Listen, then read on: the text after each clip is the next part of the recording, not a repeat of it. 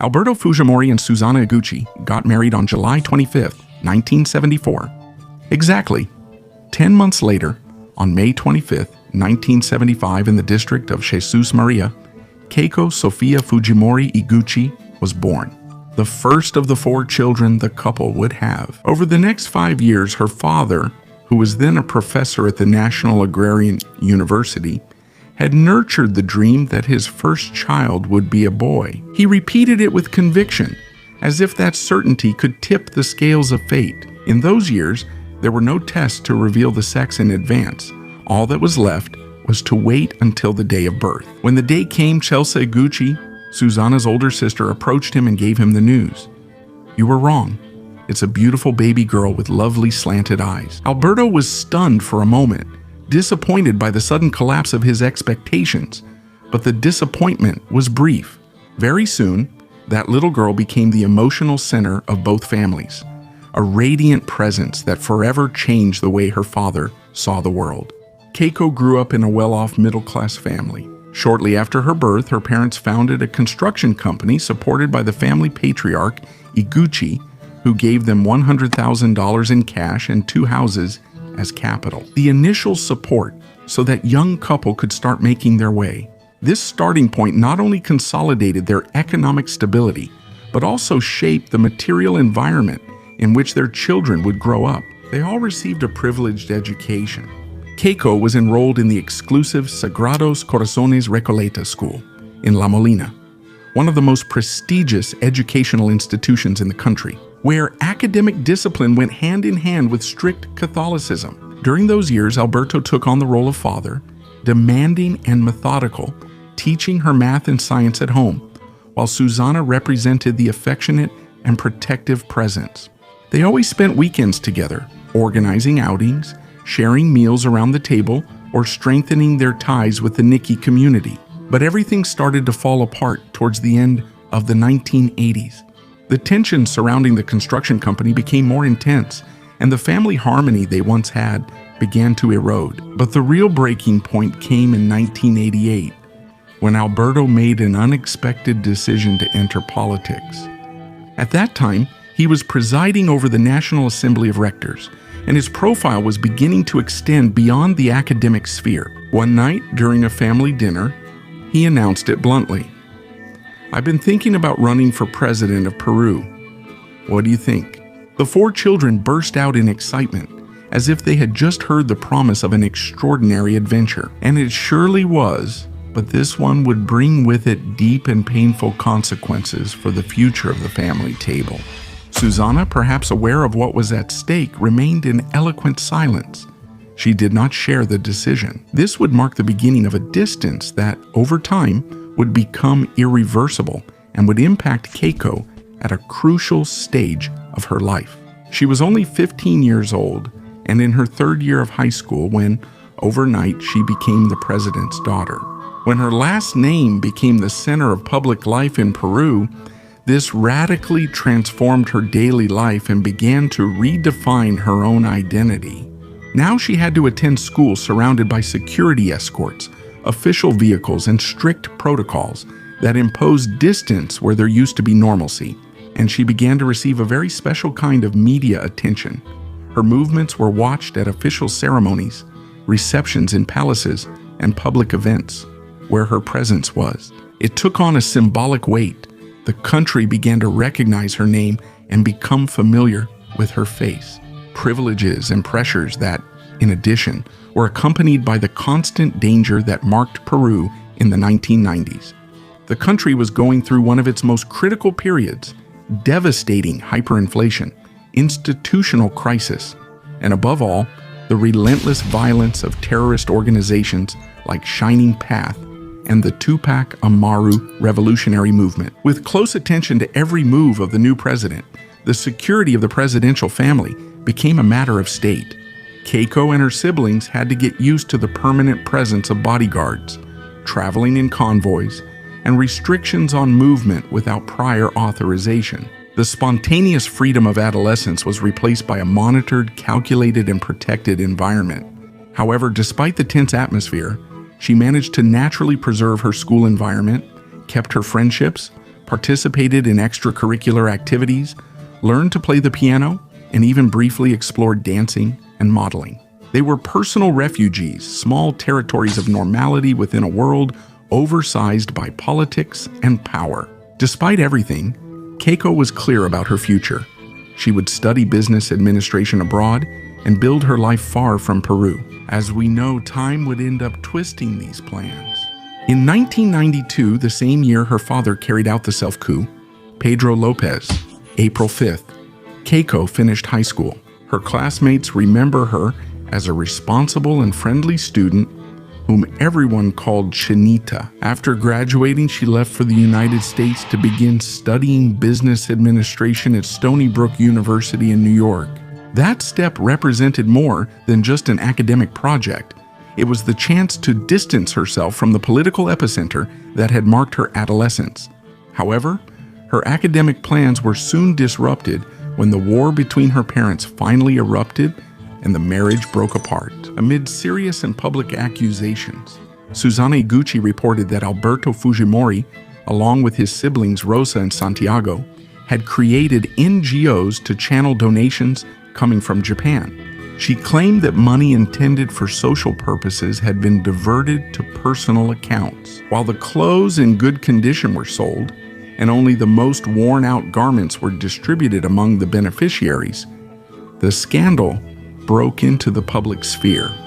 They receive clothing donations from Japan and take the best items for themselves, handing out rags and using my name, and that really upsets me. Susana also claimed to have been a victim of mistreatment. She accused her husband of behaving like a tyrant who kept her locked up in the government palace, subjecting her to physical and moral violence.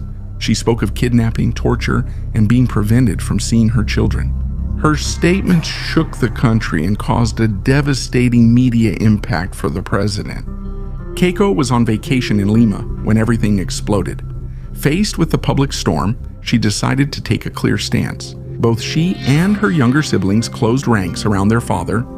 Keiko cut off communication with her mother, but sent her a public message. Mom, as I told you once, before you do anything, also think about us, your children, who love you very much. Do you know what I mean? Years later, Susana would write in a handwritten letter about the deep pain she felt when her children turned their backs on her, publicly. She had harsh words for her eldest daughter and described how she was kidnapped, injected with sedatives, and electrocuted, among other details that are part of a new story. If you want to learn about it in depth, I invite you to become a member of the channel and access love, power, torture, and betrayal. The story of, as well as many other exclusive contents. In this way, you also contribute a lot to the growth and sustainability of this channel. In a televised message on August 23, 1994, Alberto Fujimori announced that Susana Ibu was removed from the position of First Lady. He accused her of disloyalty and instability, attributing to her political ambitions incompatible with the role she held.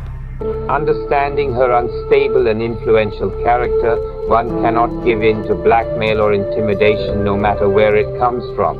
For this reason, I have decided to remove my wife from the role of First Lady. Immediately afterward, he appointed his eldest daughter as her replacement. Keiko took on the role at just 19 years old, becoming the youngest First Lady in the history of the Americas. The appointment radically changed the path she had imagined. For herself, she had to interrupt her studies in the United States and stay in Peru to take on her new responsibilities. Her schedule was filled with protocol activities alongside her father. She attended international conferences held in cities such as Santiago, Ottawa, Cartagena de Indias, and led delegations at regional events. She also took on the leadership of the Foundation for the Children of Peru and the Peruvian Cardio-Infantile Foundation. Wasn't it really a sacrifice? Keiko enjoyed the prominence that her new role entailed and handled the exposure it brought with ease. However, after a while, the position of First Lady no longer required her permanent presence in Peru. So in 1995, she decided to resume her academic studies, but this time at Boston University. There, she continued the administration program, and in May 1997, she obtained her bachelor's degree. During that time, she alternated her stay between the United States and Peru, frequently traveling to fulfill her public duties. But her administration was not free from controversies. She was questioned for her intermittent stays and for the accusations made by her mother regarding the diversion of Japanese donations, and even for other episodes with symbolic weight, such as the decision to paint several rooms inside the government palace pink. She was criticized for unduly personalizing a space that should have maintained an institutional and neutral character. But the most serious criticism revolved around a question that began to be asked insistently. How was she financing her studies? The press began to calculate the high cost of her education abroad and to compare that with the income officially declared by the presidential family. The question became part of the public debate, and suspicion intensified when Susanna Higuchi said she did not know or understand the origin of those funds, sowing a doubt that, over time, would take on a judicial dimension. Years later, Vladimiro Montesinos would declare that he himself had channeled funds related to Keiko and her siblings' studies abroad. According to his version, he gave cash to Fujimori, who later faked the sale of his house on Pinarolo Passage in Monterrico in order to justify resources that actually came from state funds. The payment for the children was made with cash that I gave to him. Afterwards, he faked the sale of the Pinarolo house with the gentleman, Palermo. Mr. Palermo introduced some supposed buyers for the house that Mr. Fujimori owned, and a fake sale was made. I gave that money to him and he gave it to Palermo, and then they pretended to pay him for the sale of his house and a transfer of the property was made. But a counter document was made stating that Fujimori was still the real owner of that money. So, with that, he later said, well, my children were abroad and I spent a lot, but here I had some money that justified it. The relationship between Keiko and Vladimiro was close and affectionate in the beginning. She was a teenager when the bond between her father and the then presidential advisor began to grow much stronger. For a while, she even lived with him at the National Intelligence Service facilities. In that environment, Montesinos tried to appear kind, attentive, and protective. He sought to generate sympathy and build trust. He understood that winning the affection of the president's children also meant consolidating his own influence. And he succeeded. Keiko was fond of him. She called him Uncle Vlad, just like all her siblings did. However, during the last years of the government, her perception began to change. In 1997, she began to distrust him. She noticed, like many others, the excessive power he had accumulated. She suggested to her father that he distance himself from him, to leave the CIN facilities, but her advice was not heeded. Fujimori needed him, among other things, to support the re-election strategy. Shortly after the apparent electoral victory, scandals, revelations, and the fracture of power followed. And, as a consequence, Keiko stopped being the First Lady 6 years after taking on the role. Now, at 25 years old, she had to face the political and judicial consequences of that downfall. In January 2001, she was summoned before the Weizmann Commission of Congress, created to investigate the assets and accounts linked to Fujimori and Montesinos. There, among other things, they inquired about the source of funding for her studies abroad. Unlike other family members, Keiko chose the strategy of staying in the country and appearing before the authorities. She cooperated with the ongoing investigations. During that period, she also appeared as a shareholder of the family business Sumi Products, which was dedicated to exporting natural and aromatherapy products. In an attempt to project business activity unrelated to the state apparatus, it was then that Montesinos stated that her studies were funded with money from the National Intelligence Service. The statement added a new layer of tension to a process already full of suspicion. However, the investigations did not result in criminal consequences against her once these processes were concluded. In 2002, Keiko decided to distance herself from the political scene and traveled again to New York with the purpose of continuing her studies, this time at Columbia University. One afternoon, accompanied by her sister Sachi, she went to the campus to ask for information. As she was leaving the faculty, she saw a young American man, a year younger than her, walk by. Something about his presence moved her in a particular way. Then she turned to her sister and in a conspiratorial tone said, "Look, what a handsome guy." The boy noticed her gaze, approached her naturally, and started a conversation. Keiko told him about her interest in applying to the university's Master of Business Administration program. He smiled and replied, "I'm a first-year student. My name is Mark. If you want, I can help you." That same afternoon, they went for coffee. Before saying goodbye, Keiko gave him her number, and the next day she invited him to dinner. She made mashed potatoes with roast beef for him. Mark arrived with a bouquet of roses and a bottle of wine. Years later, Keiko would say that it was love. At first glance, the relationship progressed quickly and with conviction. So much so that 2 years after that meeting, on July 13, 2004, they got married. Under the Catholic rite at the Virgen de Fatima Church in Miraflores, the ceremony was officiated by Cardinal Juan Luis Cipriani and brought together figures connected to the Fujimori circle of the 1990s, reinforcing in the eyes of the public the perception of continuity of that political circle. Among the attendees were her mother, Susanna Yuchi, who took on the role of godmother, and her siblings Kenji, Sachi, and Hiro. The latter would be the godfather. Without a doubt, the most notable absence was that of her father, Alberto Fujimori, who at that time was self-exiled in Japan, evading the legal proceedings opened against him. But from there, he sent a recorded message that was broadcast during the ceremony. Good evening and a big hug from Tokyo. I feel so happy to know that today you will walk down the aisle with a good man. She deserves it. After the wedding, the couple returned to New York, where Keiko formally began her Master of Business Administration program. She attended Columbia University from 2004 to 2005. However, there is no public record of her obtaining that academic degree. During that period, she combined the intellectual demands of the master's program with remotely supervising the family business, trying to maintain a life that finally seemed to be stabilizing, far from the political turmoil of Peru. But that calm was shattered on November 7, 2005. That day, his father was arrested by Interpol at the Santiago de Chile International Airport. He had been living in Japan since the year 2000, and his unexpected arrival in South America had a clear objective: to regain political prominence and run in the 2006 presidential elections.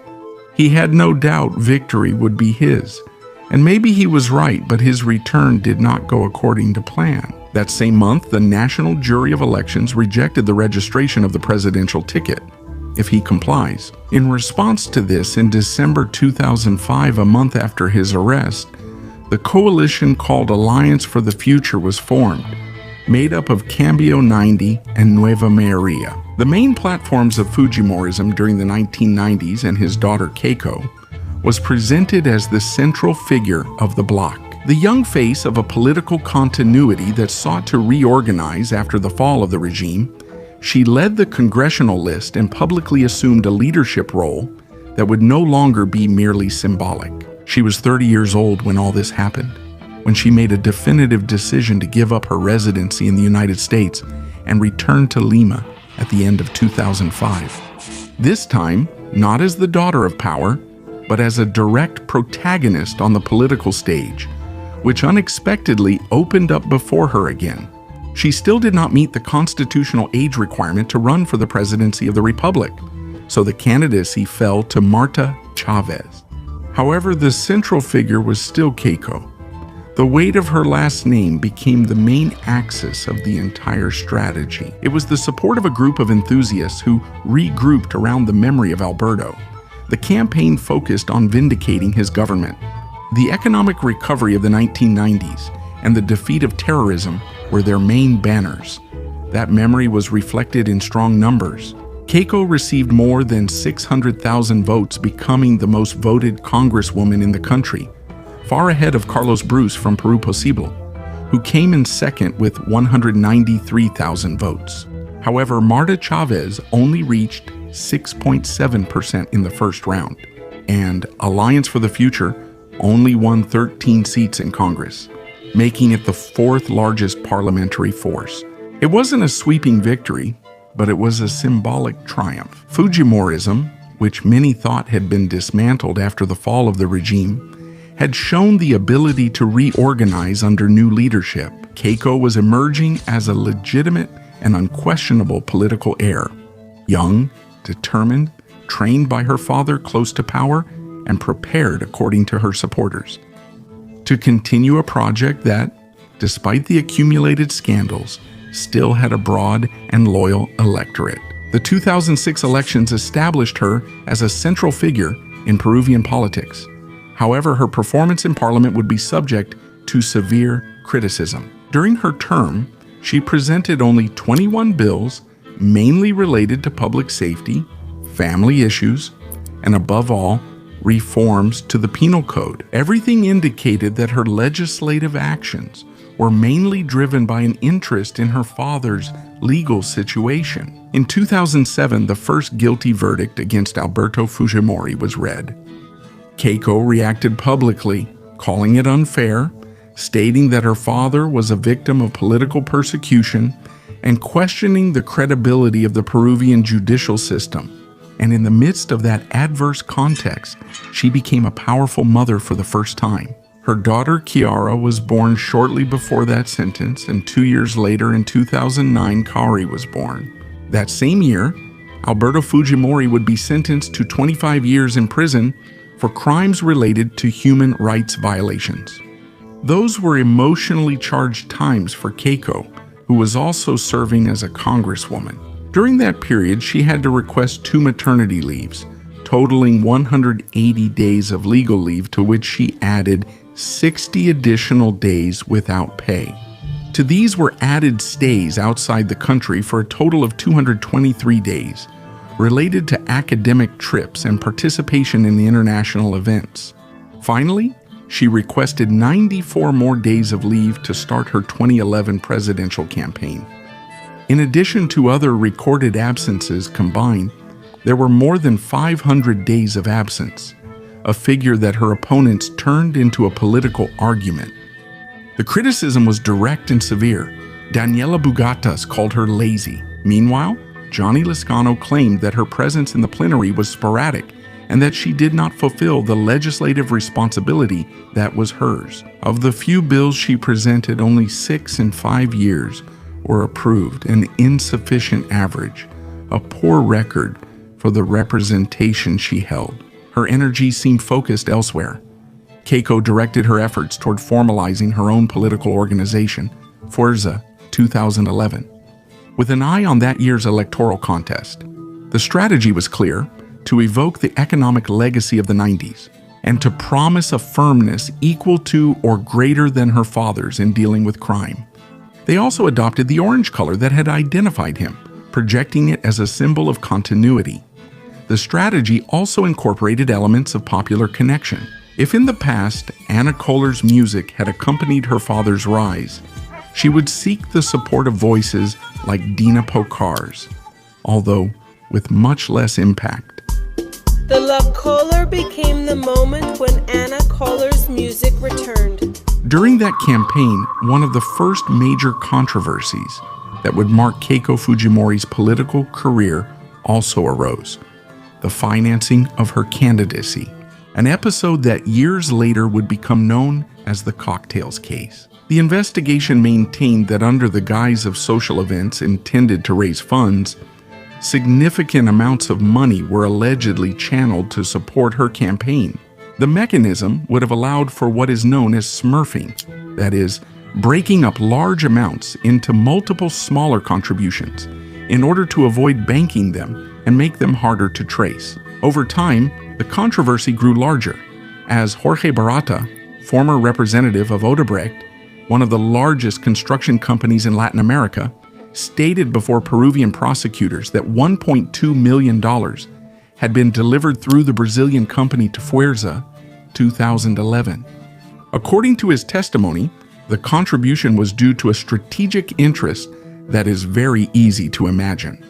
Was the deal to secure future public works contracts if Keiko became president? That didn't come to light at the time, but it helped finance a massive campaign. Reports released years later estimated expenditures exceeding 23 million soles, a considerable amount to face a highly competitive race. Among the main rivals were Ollanta Humala, Pedro Pablo Kuczynski, Alejandro Toledo, and Luis Castañeda Lotzio, each representing a different sector of the ideological spectrum. On April 10, Keiko Fujimori took second place with 23.5% of the votes, while Ollanta Humala reached first with 31.7%. Both advanced to a runoff that became intense and polarized. Toledo announced his support for Humala in a decision aimed at stopping the return of Fujimorism, while Kuczynski expressed his support for Keiko. She even went so far as to publicly praise her father during a rally. Who put an end to terrorism, me? And who put an end to hyperinflation? I don't forget, and neither do you. The runoff quickly took on a distinctly ideological tone. The country seemed to split into a confrontation that many simplified as left versus right, but the divide was more complex. A variable appeared that would become fundamental, a movement that was led by a man who embodied everything, not Keiko. Under that slogan, massive demonstrations were organized to remind people of the cases of corruption, dictatorship, and human rights violations attributed to the government of Alberto Fujimori. It was a significant phenomenon, one of the first youth movements strongly organized through social media and later brought to the streets with national impact. Keiko understood that her last name had not only opened doors for her, but also placed major obstacles in her path. Amid this tension, a harsh presidential debate took place, filled with accusations, statistics, and conflicting memories. Finally, on June 5th, Ollanta Humala prevailed in the runoff with 51.4% of valid votes compared to 48.6% for Keiko Fujimori. It was her first major defeat. However, the result did not mean her political disappearance. Forza 2011 won 37 seats in Congress, a considerable representation that made Fujimorism the main opposition bloc. It wasn't the expected outcome, but it was a new platform of power. From that position, Keiko exercised leadership without formally holding an institutional position, consolidated the party's internal structure, organized her bloc, and reinforced parliamentary discipline. Everyone had to vote as a bloc. Between 2011 and 2016, Keiko strengthened her image as a national leader and began to travel around the country nonstop, especially the north and Lima, leading massive rallies, giving interviews, and building political and social alliances. It was a long campaign that lasted for 5 years, a patient building of image and territorial presence. Her speech reiterated familiar themes, but one of the most sensitive points began to be nuanced. The possible pardon for her father no longer seemed like a priority. In the 2011 campaign, she had stated that if she became president, she would evaluate his case since she believed he deserved that benefit. But in this new campaign, the tone changed. She repeated on multiple occasions that she would not pardon her father. Seriously, you wouldn't pardon him? It's a decision the family has made. Apparently, Keiko was trying to reduce the anti-vote that had cost her the presidency years ago, so she changed her message. However, more complex versions began to circulate. It was claimed that at a certain point, she and those around her would have preferred not to speed up any release mechanism before the 2016 elections. Apparently, everyone feared that a possible release of Alberto Fujimori could reshape the internal leadership of the movement and alter the balance that had been carefully built over the years. So when Ollanta Humala's government showed willingness to consider pardon options or even a regime of house arrest for health reasons, Keiko decided not to rush the situation. Apparently, political calculation was now above everything else. He bluntly said, "It's not happening." At first he was non-committal, but the second time he told me to drop it. At the same time, the electoral machinery was getting stronger. Mass events were organized in different regions, along with social assistance activities aimed at attracting votes. Baskets with food supplies were distributed, including 2 packs of rice and 2 cans of tuna. There were reports of containers with 10 sol bills inside being handed out, as well as the distribution of blankets and raffles for home appliances. These were clearly clientelist activities, which are prohibited by electoral regulations.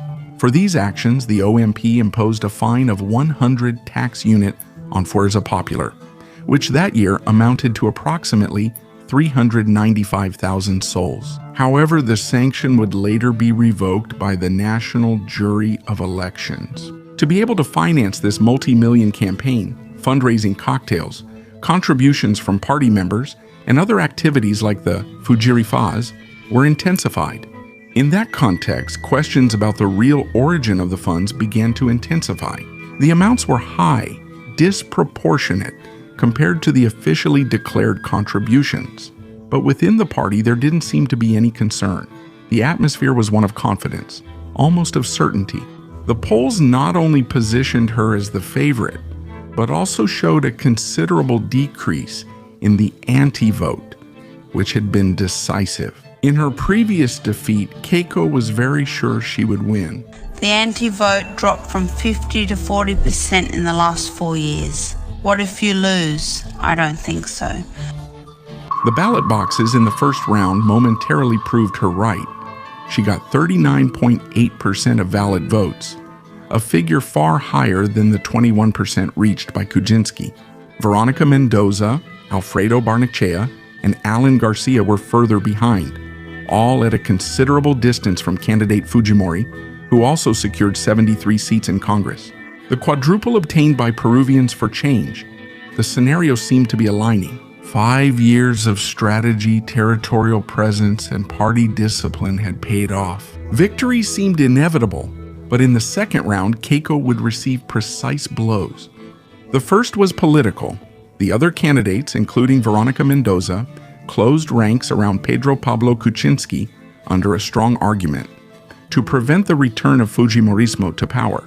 To that convergence were added the persistent questions about the financing of her campaign. That old shadow reappeared with greater intensity, and in the midst of that tension, the case of Joaquin Ramirez broke out. The then Secretary of Fuerza Popular was accused of alleged links to drug trafficking and money laundering. The accusation did not come from a political opponent, but from Jesus Vasquez, a former pilot and informant for the United States agency, who stated that Joaquin Ramirez had confessed to him. La China gave me $15 million in the previous campaign to launder them. I did it through a chain of gas stations. The news was devastating and spread quickly. Although there were no judicial convictions during the campaign, the political damage was already done. The narrative that his opponents had been building found fuel. Fujimorism not only evoked a legacy of corruption, drug trafficking, and dark networks, but also kept those ties intact. Of course, Keiko denied every accusation and moved on, focused on a runoff that seemed destined to be hers. But on June 5, 2016, reality proved otherwise. She got 48.88% of the valid votes, while Pedro Pablo Kuczynski got 50.12%, beating her by just 41,057 votes. An almost imperceptible difference, ridiculously narrow but enough. Keiko had lost the presidency for the second time. After coming to terms with that blow, she went out to publicly acknowledge her defeat and promised to be a responsible opposition. That phrase would age ironically. Keiko quickly reorganized the plan. It was true that she had lost the game, but she could still dominate the board. She had 73 congressmen out of 130. 56% of the parliament was hers. That majority gave her extraordinary room to maneuver. She could control the board of directors, chair the most strategic committees, question and censure ministers, block or modify the general budget of the republic, and any relevant initiative from the executive. She could even promote presidential vacancy proceedings.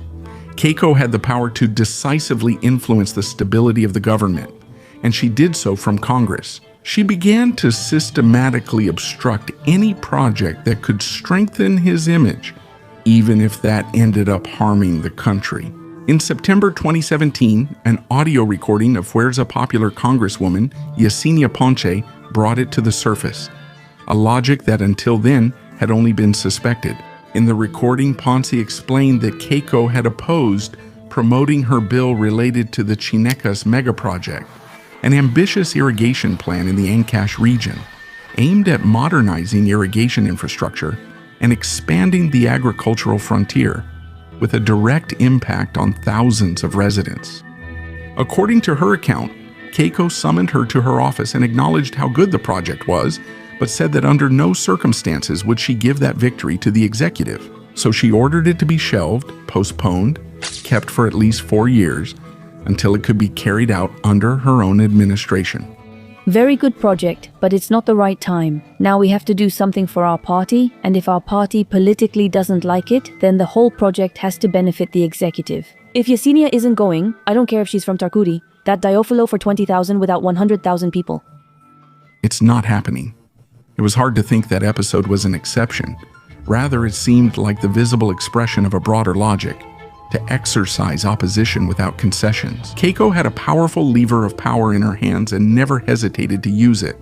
Soon, that force would find a bigger target, the presidential vacancy. Fuerza Popular imposed the process to remove President Pedro Pablo Kuczynski due to his connection with the Lavallato case. Financial documents prove that he had received payments from the company Odebrecht during his time as Minister of Economy in Alejandro Toledo's government. The first attempt to remove him from office in December 2017 did not succeed. 87 votes were needed, that is, 2/3 of Congress. And although Fuerza Popular had 73 seats, the outcome was not guaranteed. The parliamentary arithmetic was complex, but in addition, an unexpected and decisive event occurred. A group of 10 congressmen led by his brother Keiko Fujimori chose to abstain. That decision prevented them from reaching the necessary number. The internal fracture within Fujimorism was exposed to the country. Everything seemed to make sense when 3 days later, on December 24, 2017, Kuczynski granted a humanitarian pardon to Alberto Fujimori. Various analysts and media outlets interpreted the sequence as the result of a political pact between Keiko and the executive branch. Abstention in exchange for the release of his father.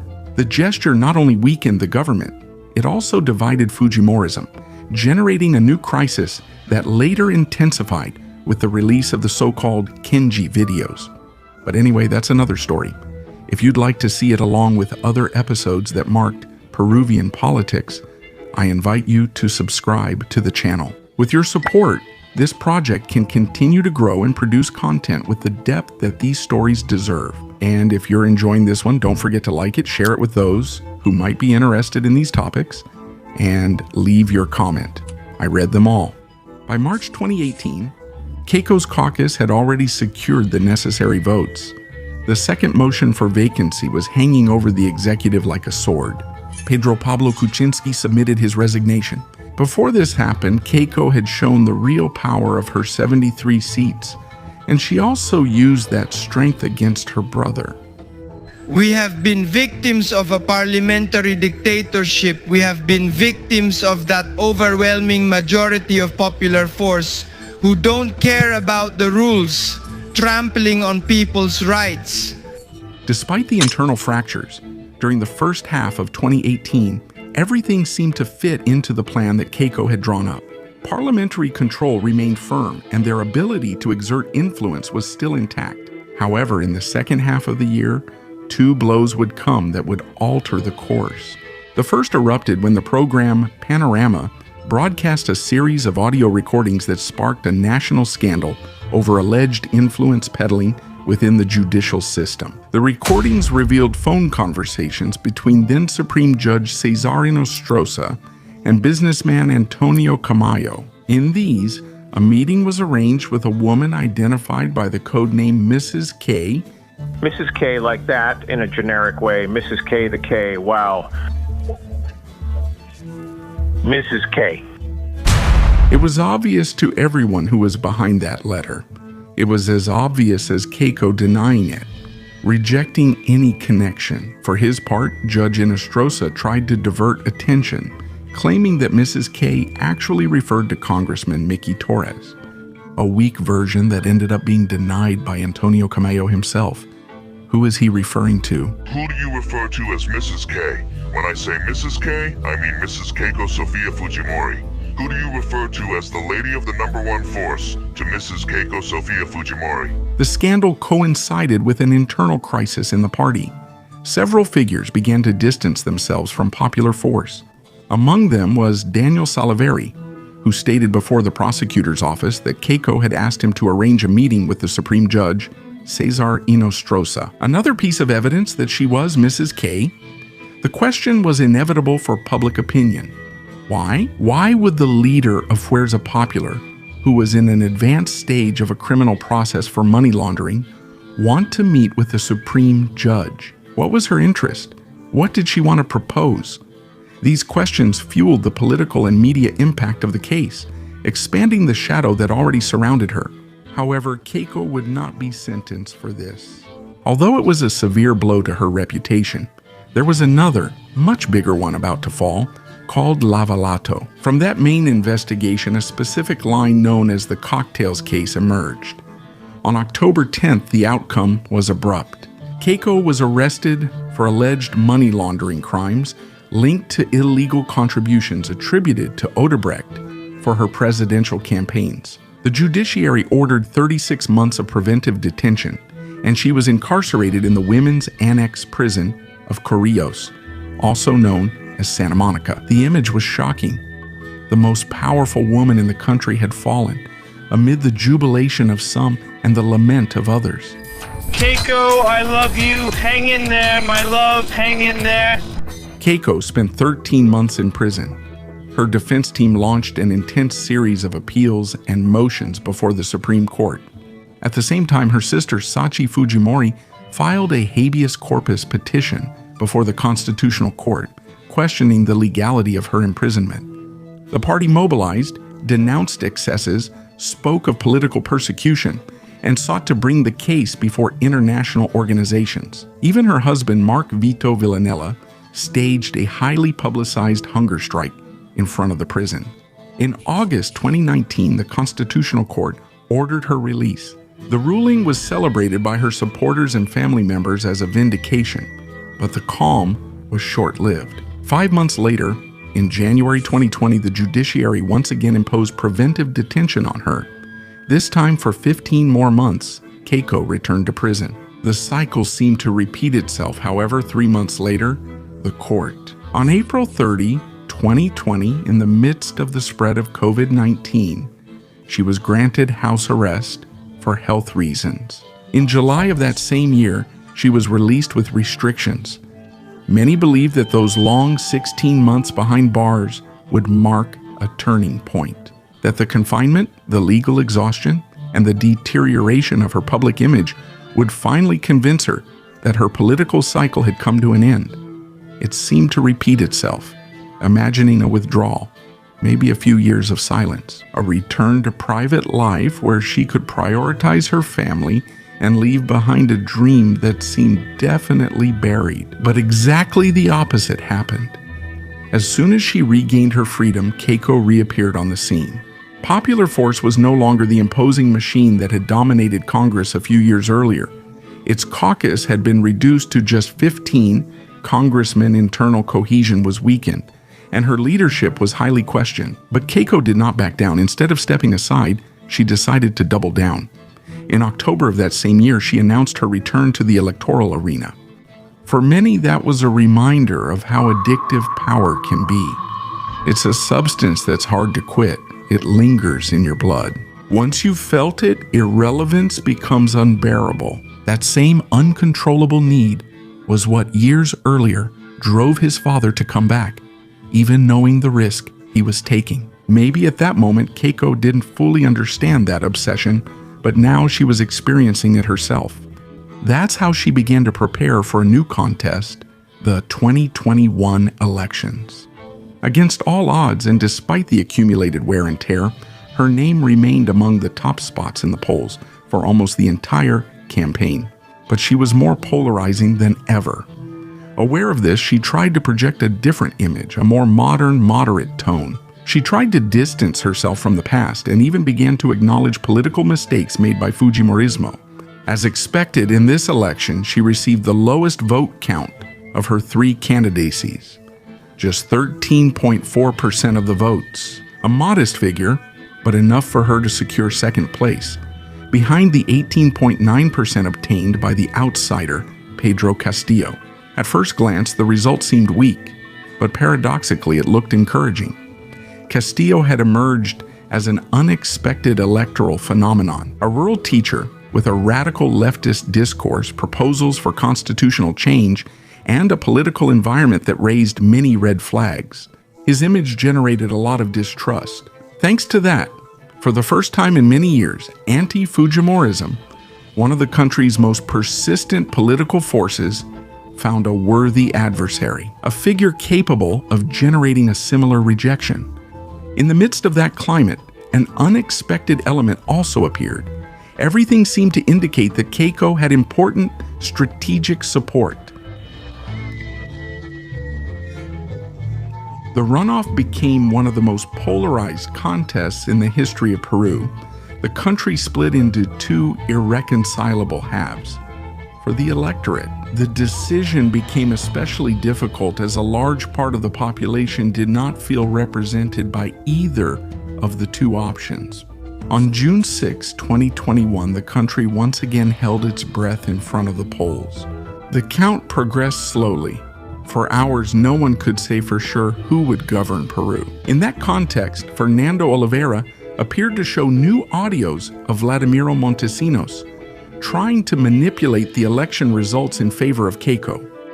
Yeah, the guy has connections with the JNE. There are already 4 there.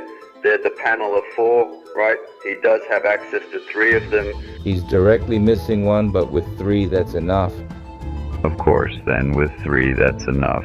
So it would be good if you could find him now so he can help out, and, well, he needs to put in a bit of gas there. Despite these intentions, the result was once again unfavorable for Fuerza Popular. Pedro Castillo got 50.12% of the votes. Keiko Fujimori got 49.87%. The difference was just 44,000 votes. It had happened again for the 3rd consecutive election. Keiko was left at the doorstep of power. The dream she had chased for more than a decade, the one that so many times seemed within her reach, slipped through her fingers once again. Only she knows which of those 3 defeats was the most painful. But even the hardest blows usually leave something behind, a lesson, a different way of understanding things. And Keiko had finally come to understand that. Time had shown her that power doesn't only reside in the presidential seat. It manifests in the ability to influence, to control, to condition and negotiate, to set the country's agenda. It's true that she lost all her conditions, but those defeats never forced her off the board. They only made her change her position within it. Her caucuses ended up becoming time and again the main opposition forces. And from that position, Keiko learned to exercise another model of power. It wasn't the one she had sought, but it allowed her to keep setting the pace of the country's most sensitive debates, and above all, to endure over time. Presidents serve for terms, but the opposition has no limit. Over the years, Keiko discovered something else. The more fleeting the figure of the president became, the more powerful hers would be. The cycle began with Pedro Pablo Kuczynski, but it didn't stop there. In different proportions and under different political contexts, her party always played a role in the downfall of the governments that followed.